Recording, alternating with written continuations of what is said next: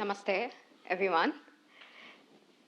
Fashion is incredibly fascinating because it's an expression of yourself. But how many of us today morning have consciously thought about the clothes that you have worn and the impact that it creates? Take a moment, think about it. This cute t-shirt that you're wearing has costed this planet 3,000 liters of polluted water, which is around 4.4 years of drinking water per person. If you think about it, every time you wear clothes, you're actually becoming an accomplice of the world's second most polluting industry. We are speaking about 2,700 billion metric tons of carbon emissions per year, 25% of the global chemical production, 20% of the industrial water pollution. And these numbers just get scarier. But I'm not here today to scare you. Not really. Instead, in the form of Indian handlooms, that is Indian handmade textiles, I'm here to give you a solution which is sustainable, immensely fashionable, affordable, and scalable. I was born in a family where we work with artisans across India. Since the age of 5, my father would take me across these various artisanal clusters, and that's where my love for craftsmanship blossomed. Having run 2 Indian handloom companies and working with thousands of artisans across the geography of India, today I bring to you greetings from the world's oldest and largest sustainable fashion clothing industry.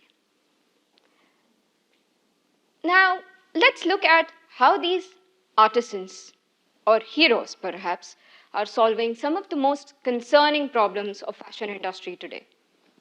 For that, you have to travel along with me to my country, India, and meet Padma Amma. Padma Amma is a 61-year-old handloom artisan and has been working for the last 4 decades. Let's look at the fabrics which Padma Amma uses.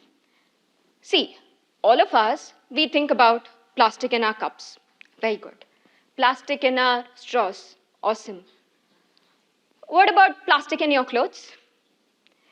70% of today's fashion is made out of plastic. Padma Amma, on the other hand, uses biodegradable fabrics. Handlooms are ecological textiles. What it essentially means is by the end of their shelf life, they will also leave this planet just like we humans do. Next up is seasons. Fashion today operates on the model of seasons. That is, what is relevant today is not relevant 6 to 7 months from today. Now, Padma Amma creates seasonless fashion. What it essentially means that fashion which is beyond the clutches of seasons, colors, trends, unimaginable, right? But true. So, what it essentially means is what you buy 5 years ago is relevant today, will be relevant 10 years from now. In a sense, it is timeless. Next, you can ask me, hey, does this handloom even have the longevity to last this long? For that, the answer is yes. Clothes today, especially 3 out of 5 clothes, are landing up straight to the landfill within 12 months of its production because of lowering production quality. Indian handlooms, on the other hand, have a quality which is like fine wine. The more they age, the more beautiful they become. How? It's because of the immense amount of talent of these artisans and the complexity of these weaves, which no AI in the world can replicate. Now, from climate sustainability, let's move on for sustainability for the people. Padma Amma employs 60 women from her village. She also runs a school in her village. Now, here's a woman who's showing the world that it is possible to balance craft, commerce, and sustainability all at the same time. We are living in a world where AI is constantly replacing human beings, leading to massive layoffs. And here I am telling you that Handlooms has the capacity to create jobs and, more importantly, create entrepreneurs. Now, at this point, you could think, fair. We understood, we bought your argument that these guys are sustainable. Okay, but your question could be, are they fashionable?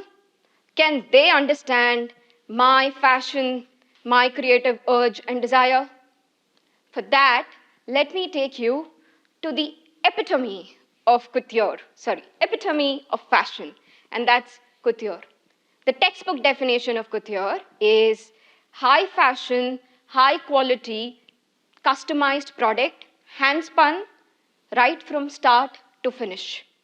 Concentrate on the last line, hand spun from scratch to finish. Isn't that the definition of Indian handlooms too? We are speaking about creating fashion, about creating couture, and democratizing it for the world. How? Let's travel to eastern part of India and meet Gopal Das. Gopal Das has created till date 10,000 pieces of garments. And no two garments are same. Each of them are unique as leaf of a tree, flake of a snow. And with this, now you look at this sari, this yellow dress, that red gown, that beautiful red skirt, and the red dress. All of these have one thing in common. All of them are Indian handlooms. The point that I want you to understand is these artisans are geniuses. They have talent which has been passed down to them generation after generation. And so they can cater to every single requirement of the fashion industry. They can create the products as per the industry demands. What they only require is a chance. Not charity, but opportunity. And if you think about affordability, well, Handlooms can give you a handcrafted shirt for less than $30. Something which when you wear, your heart will be filled with pride. Because every product has a story to tell. And at the same time, Indian Handlooms gives you the most expensive fabrics in the world. In a sense, there is something for everyone. Now, we have spoken about sustainability. We have also spoken about fashion. We have spoken about affordability. But at this point, your question could be, is there scale? Are there people willing to adopt or cater to the demands of the industry? And the answer to that is 4.4 million. Today, Indian handlooms have an employment size of 4.4 million artisans. And just like any other industry, when there is growth, there is more production, there are more orders, this industry is also bound to grow. Now, in the last 7 minutes, I took you across India. Let me get you back to this room where all of us are right now and think about how we can create a sustainable ecosystem. So let's start with the fashion brands and designers. Now, you guys have the power of creation. You are the creative source. So it's your responsibility to pair up with these artisans and create sustainable fashion. Sustainable fashion in every sense of the word.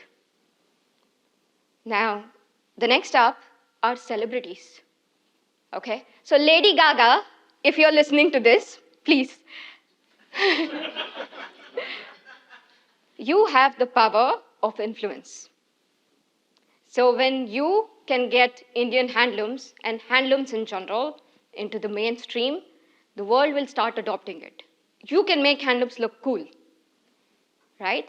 And with that, the artisanal community now across the globe is eagerly waiting to see you in an authentic handloom ensemble. And you guys, consumers, last but not the least, you have the most important power, the power of the purse. So when you start demanding conscious choices to the fashion industry, fashion can no longer ignore you. It will have to succumb to your demand and give you sustainable fabrics. With all of this movement, handlooms will have a trickling effect. So we are not just speaking about handloom artisans in India, but this will have a dominoes effect in countries like Pakistan, Nigeria, Kenya, Malaysia, Thailand, America, Japan, Brazil, and the likes. Let's work together and make an ecosystem where we can preserve our ancient technologies while preserving our collective global heritage and getting that balance between commerce, craft, sustainability, and fashion. Let's make a world where fashion is good for the wearer, good for the maker, and good for the planet. Thank you.